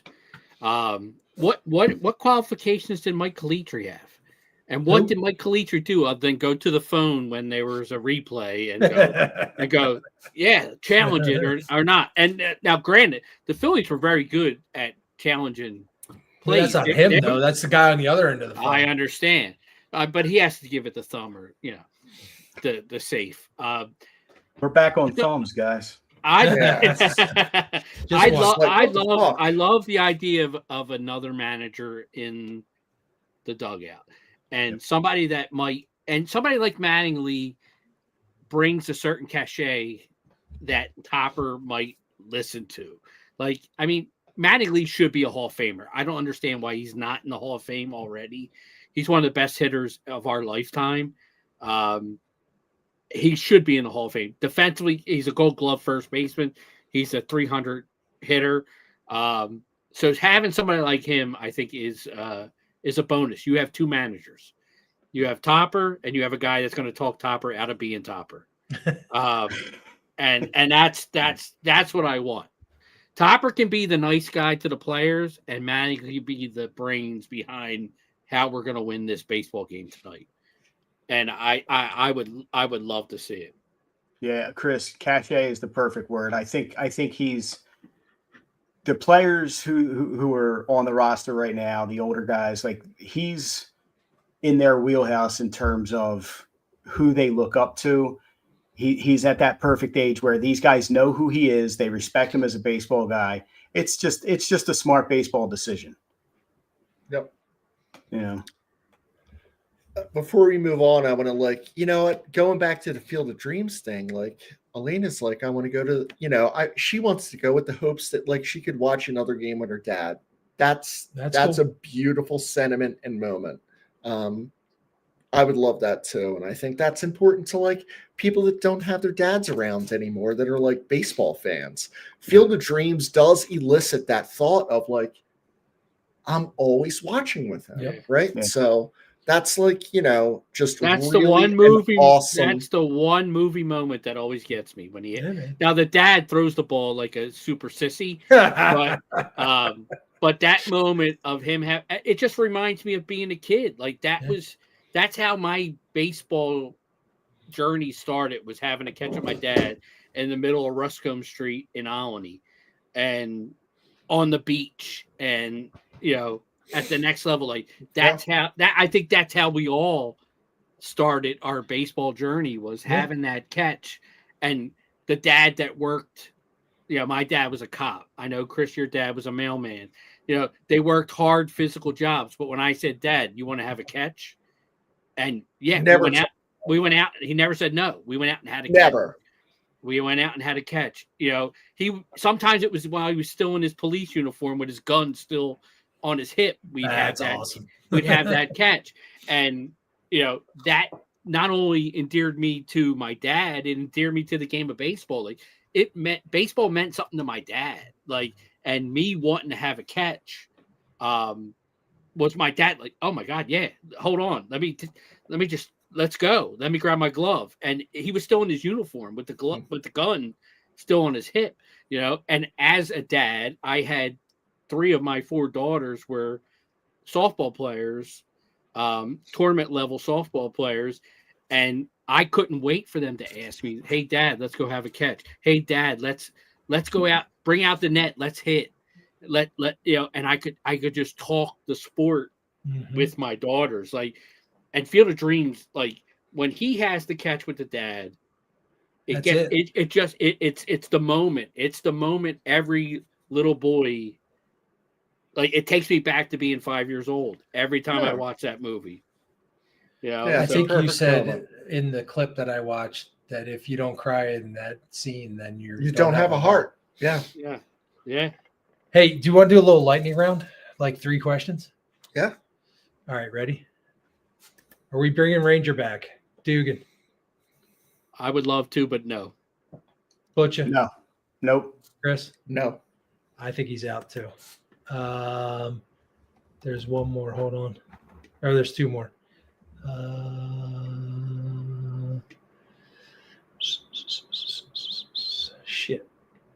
can't find it. Matthew I got wants this to use Romano's asshole as a beer holder. there you Jesus go. Christ, this is like that's Here's one. How Graphic. about Michael Jack for a hitting coach? Dugan. Nah. No. Oh, sorry. Yeah, I don't think he relates to today's players. No, but if it keeps him out of the Sunday, Then Sundays that's a with Schmitty. bonus. Right? Sundays he could, but other days no. Here you go. Do you guys think there's a hope with this new 3-year TV deal that might not be a lockout next year? All those No. millions of dollars lost on 1 year of a 3-year deal. No. No. Nope. It's They're getting 100% locked out. One. on the owners will want a salary cap and the players don't. So Right. this one could be a tough one. It's gonna be I a long wonder- one. This could be a long one. If we're going to go like federal league type shit, like early 1900s, like, oh, we're going to break off and we're going to call it this league. Damn. I don't think that's not impossible. Wow. We'll have to watch the fucking Adelaide Giants, but I really Right. think it's going to be possible. John will Just be delay, just delay every, just defer every salary. That's it. Like the Dodgers do. Well, it's like the Phillies should be like, you know what, Tucker, if you play 40 games in 2027, we'll pay you the full $400 million. If not, like, we're not going to. So Yeah. I think we're all in agreement there. Here's a good one. Are we ever gonna not call out T-Mac and Ruben for their shit and so that they would come on this podcast? Steve, I have to be honest. I kind of wonder that myself, but Ruben I can't. said no. I can't. He asked I can't. Ruben. I can't rein these guys in, man. It's just that their feelings are their feelings. Like, we want to talk about feelings on this show. I've tried. I've told these guys, I'm like, Chris, you gotta stop. You gotta stop calling Ruben names, Dugan. You gotta stop. Like, I don't know who started Meat Tits, but it's gotta stop at some point. And I am not taking credit for look that. at good I'm guy not denying Butcher. that. So, I gotta fucking score some points here. I was smashing my stub in the fucking camera earlier. No, but for real, like, we consider these things, but then we think like, what? Like, the only way that is good for us and good for the viewers is if they come on and we have like a hug it out moment and everybody fucking, and then we just get them on and berate them. We pull the old switcheroo. I just, there are other people out there we can get. Yeah, I feel like that's like a Scooby-Doo moment. You know what I mean? Yeah. Like, we're like saying like, oh, don't go to the park because like there's scary monsters. And like, we're like, oh no, there's not scary monsters here, Ruben. Come on. And then all of a sudden we like pull it off. We're like, ruh-roh. Last one, then we'll go back to the agenda. Mickey Morandini, hitting coach. No. What say you? Slap hitter. Yeah, I wouldn't. And Mickey Morandini was my favorite player on the 93 Phillies. He's another one of those guys. I was the second baseman at that point in my career, and I loved his defense, and I loved that he's probably a 250-something hitter, but he always seemed to come up with a clutch hit. Morandini. I loved Mickey Morandini as a ball player. I just don't think he'd be a good hitting coach. Yeah. Yep. I agree. So what are we doing? Are we moving on? Go ahead, man. Talk about some trades. All right, yeah. So I'm going to talk about some guys that have been talked as possibly being available for trade, and specifically outfielders, because I think that's the Phillies' biggest need at this point. And we can just kind of run through these guys. So I'll run through the names if you guys, because we're running really long. I'll just run through the names, and if you guys want to get a little more info, I have their stats from 2025 and their career stats. So right fielder, mostly a right fielder, Wilyer Abreu from the Red Sox. He is a left-handed hitter. Joe Adell from the Angels, a center fielder and a right fielder. Bats right-handed. Byron Buxton, who we've talked about, primarily a center fielder, bats right-handed from the Twins. O'Neal Cruz, a center fielder from the Pirates, bats left-handed. Jaron Duran, left-handed left fielder from the Red Sox, bats left-handed. Adolis Garcia from the Rangers, right fielder, right-handed hitter. Stephen Kwan, left fielder from the Guardians, left-handed hitter. Brandon Nimmo, the dork, left fielder from the Mets, bats left-handed. Luis Robert Jr., center fielder from the White Sox, bats right-handed. And this is the guy that I'm kind of looking at going, if the Phillies can make a move for this guy, I'd be okay. He's on the last year of his deal. It's about $19 million, which would cancel out Casty if the Phillies decided to release him or trade him. Seiya Suzuki from the Cubs. He was primarily their DH this year, but he played right field and left field, and he's a right-handed hitter. Didn't have a great average this year, 245, but he hit 32 home runs with 103 RBIs, 326 OPP, 478 slugging percentage, 804 OPS. For his career, he's a 269 hitter with a OPS of .818. Does he know any of the guys that are getting posted from Japan? Correct. Probably.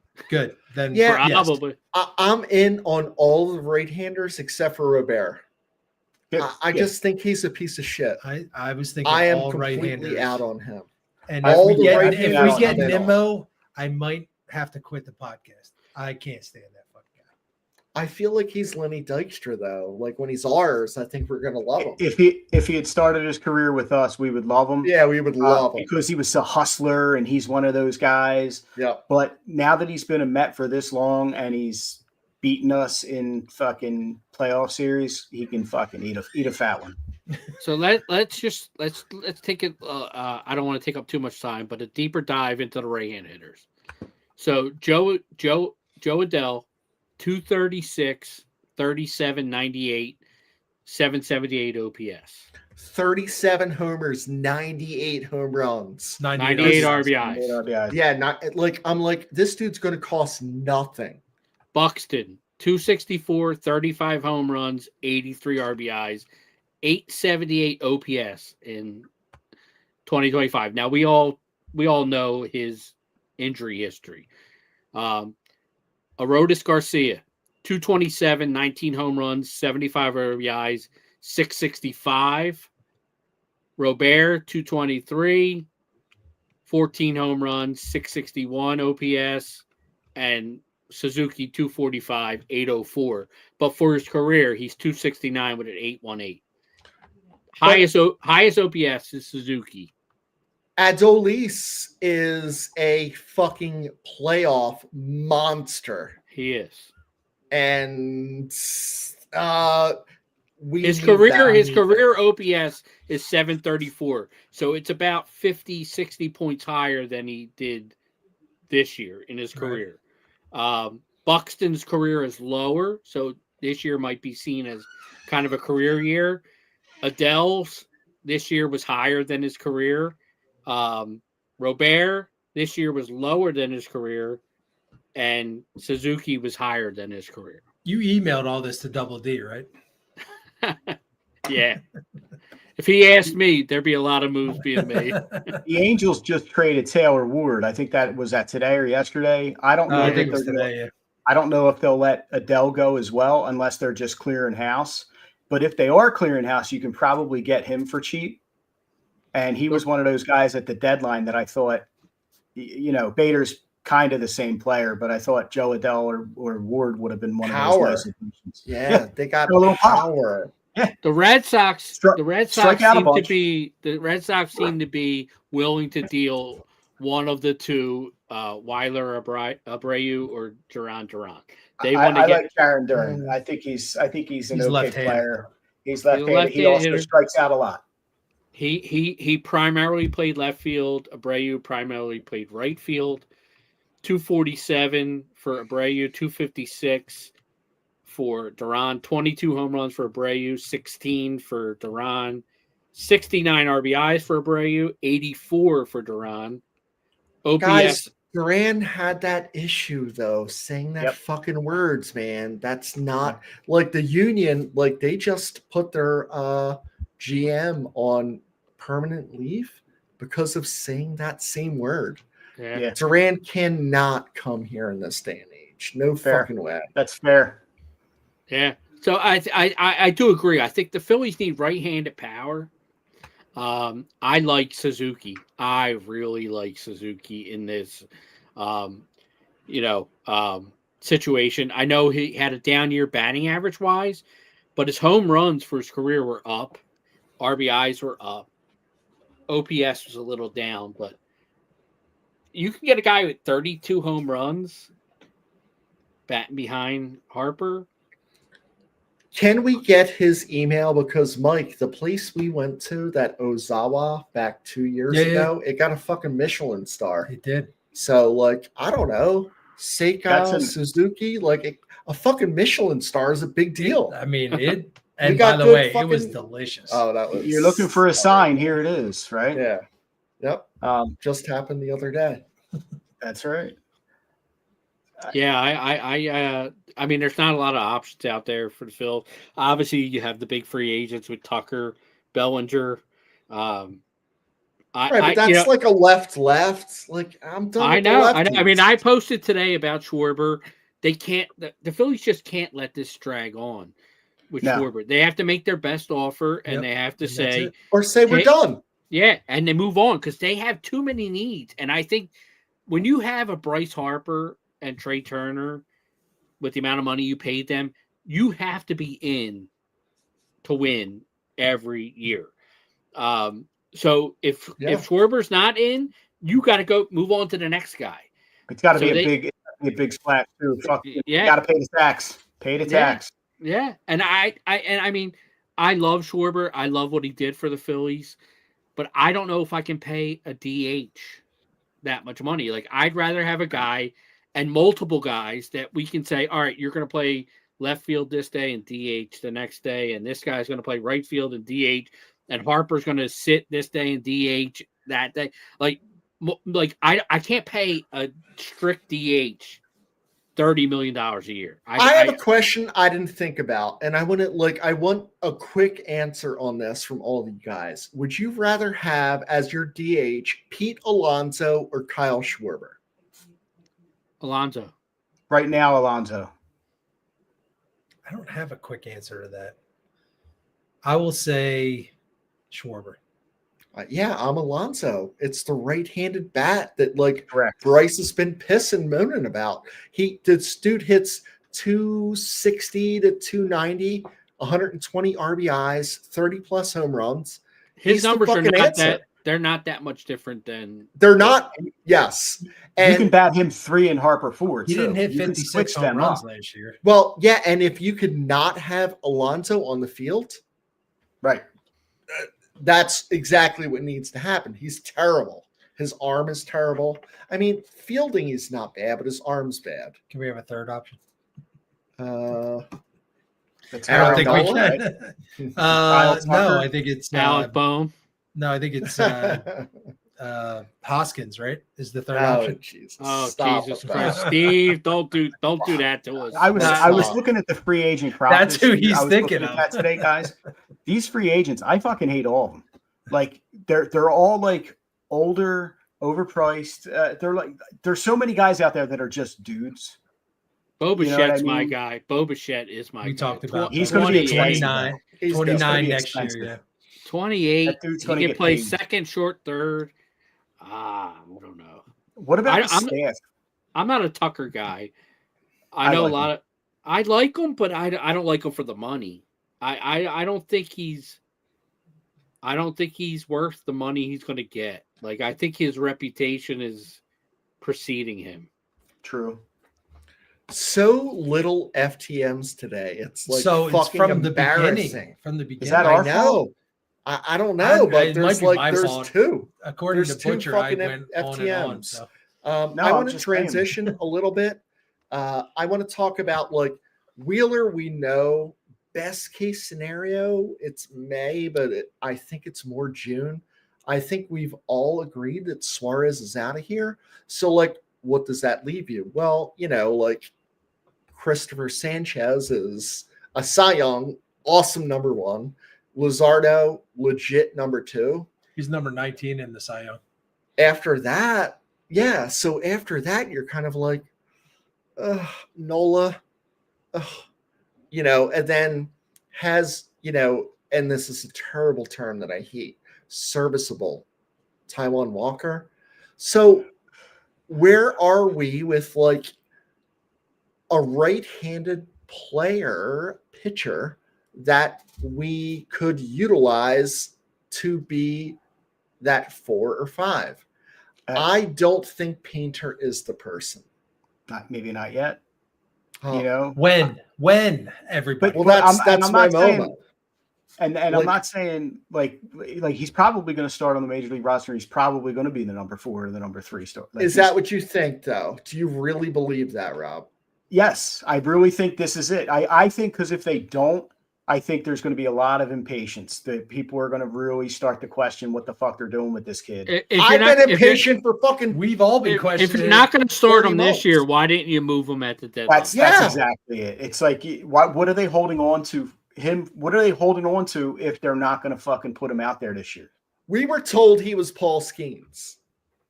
Does anyone Correct. disagree with this? 100%. Paul Skeens just want to sign. He is not Paul Skeens. Skeens. No, Paul Skeens is far above him. Different. But I'm cool with a 3. Honestly. Yeah. I'm good with a 3. Right. I mean, the Phillies pitching has been their benchmark for the past couple of years. I mean, the Phillies pitching has been dominant. That's why the Phillies have won, is because of their starting pitching. Yep. I mean, you guys know that I've been a Christopher Sanchez guy for the last 4 years, and I've said I'm waiting for this guy just to make that next step, and he made it last year. And I still think he's got another. I still think he's got another step. I still think he's one more step away from being the guy that I think he's capable of being. Luzardo, if you take out those 2 starts where he gave up 20 runs in those 2 starts, Luzardo's in the top 5 in ERA. He was fantastic for the Phillies this year outside of those two starts. Now, the problem is we talk about the Phillies being too left-handed hitting wise. Are they getting too left-handed starting pitching wise too? I think Ranger's gone, although I would love to see, like, to me, pitching is what gets you to the playoffs. And I would re-sign Ranger and bring back Ranger as another starter. If you had a starting rotation of Wheeler, Sanchez, Luzardo, Ranger, Nola, possibly Painter, going 6 deep, Walker being another guy, 7 deep as a serviceable guy. I mean, name a better 7 in MLB. You can't name a better 7 deep than what the Phillies could throw at you. So I like, to me, pitching is, and I'm talking to 2 pitchers in my upper left-hand corner of my screen here. Like, pitching is the key to winning baseball games, and Ranger, I know he's had his issues. I know he's been missed the start of seasons. I know he's had that drag in the middle of the season. Come playoff time, he's one of the best pitchers the Phillies have had in the playoffs. Even though he's danced in and out of some trouble in those games, he always does. He's still only 28 years old, 29, whatever he is. He's on the younger side. I would build from my pitching staff out if I was the Phillies. And if I'm going to overspend, it's going to be on pitching. And it's going to be to make this the deepest rotation that I can. So all that being said, what's a quality start? 6 innings, 6 3 runs innings, or less, 3 right? runs. Yeah. Okay. So if we don't score 3 runs or more, it doesn't matter. And so I just want to pull up Harry's thing. Like, This is a great question. If you don't sign JT, are we starting Marchand next year? No, they'll have You another can't. catcher. They'll have You another. can't. You got to get somebody else in. Who? I think Adley Rutschman's available. I think Rutschman's available. He's available. Okay. Oh, he could Yeah, be I that. think that they'll look at like a Bohm, Stott. I They'll would want trade Miller and Stott. Painter, but I'm out on that. Like, you know, when you look at Adley Rutschman's last year statistics versus JT's, and Adley had a horrendously bad year, like a fucking He had an terrible off year. year for sure. They were equal, and we all agree that he had a bad year, but he's younger, and it's like Let me he's throw a name still- out to you guys because it sounds like he's going to be available. The Diamondbacks sound like they're going to make Kendall Marte available. in. Yeah. In switch In. hitter, 30-something home runs. Stop. I mean, like really, like Good idea. he might Saw that supersede today. he might supersede my Bo Bichette one, like because he can hit from both sides of the plate. Yeah. You know, Second little- base. little You bit know- of an injury, little bit You of an get pop injury like that at history. second base. That's huge. Guys, we're all over Bohm. We're all over Castellanos. We're all over Stott. Like, Marsh. it's gotta fucking stop. Yeah. Yeah. Marsh. And it's just like JT has some positives, but like, oh my God, I'm just tired of the same shit. Like, oh, they're young. Motherfucker's 30. Yeah. Let's pour Daycare's- water on each other. We're still said the daycare's we're over, still man. the ba- we're still the The daycare, daycare. And what did they do when they stopped being the daycare this year? They fucking like moped. Yeah, they did. Like Big Stott time. and Marsh, they were like sad. Boom, they were sad. They 'cause were all couldn't happy fucking when they dump could water dump on each other. just water And it was bottles on their weird. head. It was weird. It was like, come on, guys, like you're pro players, like fucking strap a set on. It's basically what it comes down Like to. this team to me, the Phillies are too good. They're just they're still too good not to be But who competitive. is that, Chris? Like, I who is don't too know. good? I don't know. Right? I Like, don't know. we're like, I don't we know. hate Alec. Like, who is so good? I don't know. They just I don't win. know. They just win. They just win. They find a way to do it. And I think they will again, but I think they could be better. Like, you're competing against the Dodgers. The Dodgers are the benchmark. You have to be better than the Dodgers. Like, I as good as the Blue Jays played in the World Series, and they did play well, I still think the Phillies were a better team than the Blue Jays. Does anyone believe that the Dodgers held pitchers back and did not allow them, faked injuries? And they're like, 100%. we're just going to get you in at the end. 100%. And we know you're studs. Yep. Yeah, but how did they I get away really with that? do. They Sure just they put them on did. the IL. I'm But how did- 100% sure they did. What I'm saying is, how did they win? What 94? Because they How did have they- a Well, bunch because of, they're hitting. they Yeah. have a correct. bunch of fucking That's the deferred point. guys. They got a Okay, bunch that's the of Ronnie point. deferred Freeman and Betts. Yeah. You score runs, you're fucking starting Yes. staff can have a 5.0 ERA. Yep. And your fucking bullpen can do the same. Like it's when you're They paying didn't hitters. need to win the West. We don't need to win. We just need to get in. Get Once right. we get in, we're going to bring all That's our the thing. studs. Get in and Right, exactly. bring everybody healthy into the playoffs. When it got a little hairy, when they were on the outside, and it was like the Giants and the Diamondbacks were all, bunched up with them, and it looked like they were in trouble. That all of a sudden Snell's available, and this guy's available. Yeah, so now they- it was like, let's win this last 3 months of the season. Yeah, they put their foot on the accelerator after Yeah. the Right, All-Star. Sasaki became their closer. That was fucking ridiculous. The dude was coming in throwing like just gas, Mhm. completely fresh. Like his legs were fine. Like it was. This Yeah, is the longest it's- podcast we've ever done, fellas. No, it's not. No? Hour 57 is our longest. Jesus Christ. Damn, we're some But this is bitches close. right now. And my teeth Yeah. are floating. I got to be honest with you. Well, do you know what? Like, to be fair, like we've only done 44 minutes. Mike has done an hour. That's of it. true. That is true. Do you have any more I'm gonna, highlights? I'm for gonna us, take a Mike? break then. How about that? We're All right, gonna guys. have- I do have something real quick. This we're gonna fill some time here, but just to fucking make the point of what we do here, and how we provide like real baseball content and all that shit. Like we're part of the media now, fellas. Like we're alternate media and we're fucking knuckleheads and we're not like fucking Columbia School of Broadcasting graduates or anything like that. But we're providing information and for the most part, we get our shit right. So I was looking up today about where the fuck is it? I was looking up all about free agents, all this shit. I'm reading about Harper, and there's this stupid fucking article. Is this the one? Now, here's the one about how Juan Soto had a 5-word. This is in Forbes magazine. Juan Soto had a 5-word statement about how important Bryce Harper was when they played together for that one season. And he's like, he was the guy who grabbed it. The fucking article is so poorly written. And this is what makes me mad is that there are people out there stealing money, writing articles about baseball for Forbes magazine.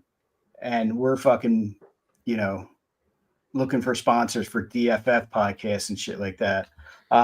He tried to help me was the 5-word fucking quote that Juan Soto, he tried to help me. This is an article in Forbes.com. He was unsuccessful, I suppose, since he said tried. Right. That's the thing is that it said he tried to help me. Like, and if you pay attention, like Juan Soto even said, like, he didn't help me. He wasn't great. He tried to help me. So my time with Bryce Harper summed up in 5 words was he tried to help me. Mike left his phone here, so he's going to get a picture from me. There you 100th episode. So it's just the dumbest shit. The dumbest shit. And then and then they quote some girl from the fucking New York Post who says for 102 of those games in Soto's rookie of the year, he was runner up for rookie of the year. They played out in the outfield together. And that's the end of the article. Like that's very deep, guys, what the fuck is going on out there with the coverage on baseball when people can tune into us? I don't know. It was just something I saw and it fucking pissed me off. Mike, you're back. Thank you. Mike and I drank fucking 40% ABV, like adding them up before the podcast, and we wouldn't write that fucking nonsense. And it's still, right. And your additions and your contributions are still better than that. But it goes back. It goes back to what Chris said about the guests that we've had talking about our preparation and we don't do this willy-nilly. Like it's not just let's get on and talk about something. We back up what we say with statistics and support and documents, and we don't always have to agree. Even when we have numbers, we don't always agree with what the numbers say. Our eyes tell us sometimes more than what the numbers do, and I think that gives credence to what you said, Rob. Where like you just wrote something. You didn't do any background. You didn't do any analysis. You didn't do anything. And that's something we do every week when we come onto this podcast is we have some research and some detail and some support to what we're saying. Whether or not everybody agrees with it, that's okay. It's a talking point. Here's the conversation. Yeah, no shit. I did research. This is what I found. That's afterwards. That's after we shit ourselves from drinking all these fucking high percentage beers. We need the preparation age. But this is what I found. This is the support to what I found. And it's like what we've all said. Like that's the biggest thing that I'm proud about with what we do is we're not just sitting here spouting off shit. We're bringing something to the table when we have a conversation. And I think the people that watch realize these guys, they kind of know what they're talking about. They kind of have something to back up what they're saying. They're not just the assholes just saying, fuck the Mets and fuck this and fuck that. Right. They're saying, this is why the Phillies are doing this. This is why this has happened. And we have data to back up what we're saying. And, and we all do it and we've all done it for 100 episodes, and that's a source of pride. That's right. For me. Well said. Agreed. We're fans of the game. Yeah, and we want to give our fans the best that we can, and we do it every week. Yeah. So I don't know if we want to filibuster this to go the longest ever, but I feel like this is like a moment where we should wrap it up. Yeah. And kind of like think of what we want to say to end the 100th episode, because Mike said that he's going to, cull all of these and like find these special moments. But I thought that this was especially moving. And, Elena said she has to go. Thank you seriously for being way more than just baseball to the fans. You bring heart and piss and vinegar and some very spicy words and good old Philadelphia family vibes to it all. Congrats on 100. And this is one of like her famous quotes when she was on the podcast. She still wouldn't fuck the Mets with your own dick. And, love you crowd. So I think that that's like a beautiful thing. There's so many times we get messages that it's like, why did you block me? TPF is part of my life. And I'm like, I don't know. And I act like I didn't block them, but I probably did. I'm going to be honest with you. You probably said something.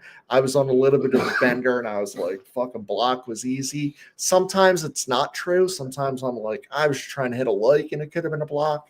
But I'm thankful for especially the people on here that's dedicating their time outside of like, we're husbands, we're fathers, we're coffee drinkers and drunks. We could be doing 1,000 other things in this, but we love it. And, that's what it means to us. And please, anybody who can come out to Jerseys on the 29th, come out just to hang out. Like one of the clips I saw that I didn't play was Steve Mold saying that, his wife told him, "You're one of the few people that I've ever known or I've ever even heard of that made friends in their 40s that aren't coworkers." She's like, how special that is? Come out, make some friends. Like it's possible. Yeah, and it's like true. You How might many not friends did like we me, make but because you of might this? like Chris. You Yeah. might not like Dugan, but you might like me. Yeah. Nobody likes the fucking butcher. So it's all But come good. out and not like me together. Exactly. Yeah, but That's it's like something to like bond Dallas over. Green. No one liked Exactly. Dallas Green, but we can all gather around it. Listen, And at the everybody come same out. time, Butcher, hold that thought. We're going to support the DPF Cowboys Yeah, family that's and the Nicky and most his important kids. to me. And that's the whole thing. Yep. Agreed. And I was going to say, like, if I make you uncomfortable, join the crowd, come out to Jerseys on the 29th and be uncomfortable together. Try and shake his hand. It'll be fucking your favorite moment ever. I will be the weird sober guy, and you'll be like, why isn't that guy drinking? You know what I mean? It'll be really weird. But no, just like continue to support the community because like Chris said, it's do a coffee. it's because we support the community in return. Yeah. So it's not just supporting us four plus whoever else is involved at the time. It's supporting each other and it's supporting the community, the greater community.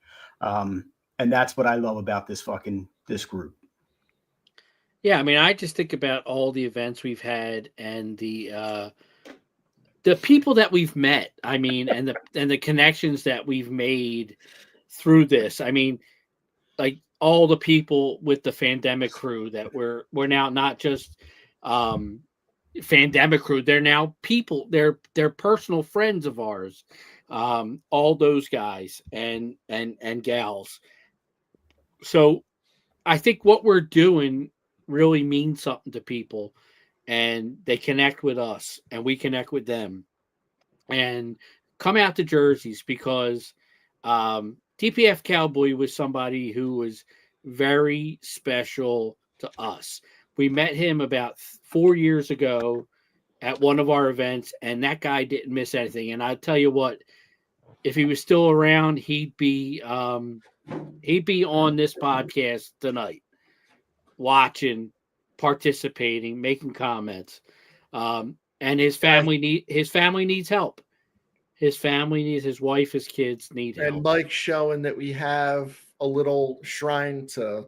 I like to think I'm always drinking a Cowboy out here in the garage. So yeah, you know, I mean, I'm going to share something that Chris made and I had printed of the DPF Awesome. Cowboy. And I have that on my beer fridge. So every time I take a beer, badass. Yeah, man. I tap the Cowboy because I'm having a beer. I'm having a beer with the Cowboy. This guy meant the That's world awesome. to us. And come out to Jerseys. Come out and not only support us, and Jerseys and all our beer vendors. Come out and support the Cowboy and his family. That's what it's all about. And if you're a big time follower of DPF, this would be you. We would support you. So let's support the Cowboy and his wife, and his family and his kids, and let's make this the best DPF winter meetup that we've ever had. Yeah, I think it's going to be killer, guys. This has been a blast. It doesn't feel like 2 hours to me. It really doesn't. We're just below it. I want to say, you know, follow Drunk Flyers fans, follow Drunk Sixers fans, follow Drunk Eagles fans, Drunk Union fans, like no one gives a shit about, but still try to follow it because they're in the semis, honestly. And I will say that the Union are the closest thing that we have towards a championship until the Super Bowl happens with the Eagles. So we appreciate you. Have a good night. Thanks for tuning in. Thanks, everybody. So We'll see you for the next 100. Yep. And fuck the Cheers. Mets. Fuck the Mets. Fuck Joe Carter.